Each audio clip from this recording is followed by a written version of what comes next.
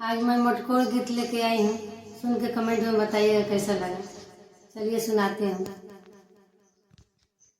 पहिनी के पियर साड़ी लेके खुदारी हो, माटी कोड़े चलल बाड़ी।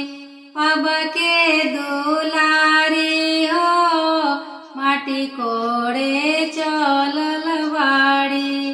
बाबा के दुलारी हो, पहिनी के पियर साड़ी लेके खुदारी हो, माटी कोड़े चलल बाड़ी।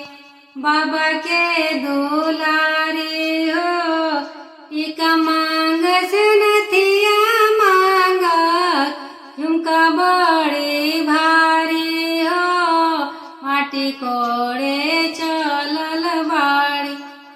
बाबा के दुलारी हो, माटी कोड़े चलल बाड़ी। हार मांगस कंगन मांगस, अंगूठी बड़ी भारी हो, माटी कोड़े चलल बाड़ी। बाबा के दुलारी हो, माटी कोड़े चलल बाड़ी। चोटी मांगे कर धन मांगे, चोटी मांगे कर धन मांगे, पैजेब बड़ी भारी हो, माटी कोड़े चलल बाड़ी। बाबा के दुलारी हो, माटी कोड़े चलल बाड़ी।